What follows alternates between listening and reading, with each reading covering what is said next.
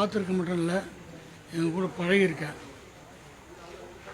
கம்போசிங்கெலாம் இருக்கும்போதெல்லாம் அவங்க வீட்டிலேருந்து சாப்பாடு வரும். மொத்த பேருக்கும் ஒரே கேரியல் தான் வரும்.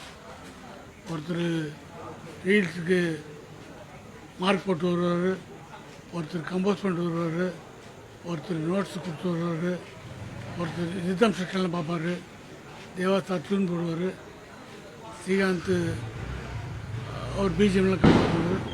எல்லோரும் பண்ணாலும் ஒன்றா உட்காந்து தான் சாப்பிடுவாங்க. அப்புறம் மியூசிக் பண்ணுறதுல அதை நீ தப்பு பண்ணிட்ட, இது நீ விட்ட, இது பண்ணியிருக்கிறோம், இது பண்ணது நல்லா வந்திருக்கோம், இது நான் பண்ணி தான் எப்படி இருக்குன்னு தெரியுமா, அந்த மாதிரிலாம் கிடையவே கிடையாது. அப்படி கண் பார்த்தா கை வேலை செய்யும். அத்தனை அண்ணன் தம்பிகளுக்கும் தேவாசார மாதிரி ஒரு அண்ணன் கிடைக்கிறது இவங்கெல்லாம் பெரிய பாக்கியம். அவருக்கு இப்படி தம்பிகள் கிடைச்சது ஒரு அருமையான பாக்கியம். அப்படி ஒத்துமையான குடும்பம்.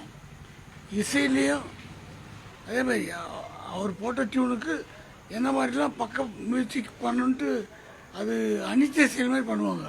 செட் பண்ணி பார்த்தா அற்புதமாக பாட்டு வரும். அது ஆசீர்வதிக்கப்பட்ட குடும்பம். அதில் இன்னைக்கு ஒரு குருவி இந்த உலக தொட்டு போதும் போது வலிக்குது. இந்த குருவி கூட்டிலேருந்து, இந்த அன்பான குடும்பத்திலேருந்து ஒரு குருவி போதும் போது மனசுக்கு தாங்கலை. கடவுளுக்கே இந்த சந்தோஷம் பிடிக்கலையா, இயற்கைக்கே இந்த சந்தோஷம் பிடிக்கலையான்ற அளவுக்கு வலி.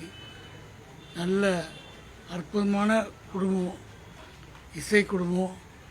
யாரை பார்த்தும் பொறாமல் கோழி சொல்கிறது, அவன் அப்படி இவன் அப்படி அந்த மாதிரிலாம் பேச மாட்டாங்க. எப்போ இவங்களுக்குள்ளே பார்த்துக்கிட்டாலும் சிரிப்பு தான் அதிகமாக இருக்கும். நான் இவங்க கூட இருக்கும்போது நிறைய சிரிச்சிருக்கேன், சந்தோஷப்பட்டிருக்கேன். இன்றைக்கி ரொம்ப துக்கம் தொண்டை கிடைக்கிறது. சபேஷனுடைய ஆத்மா சாந்தியுடைய இறைவனை வேண்டிக்கிறேன்.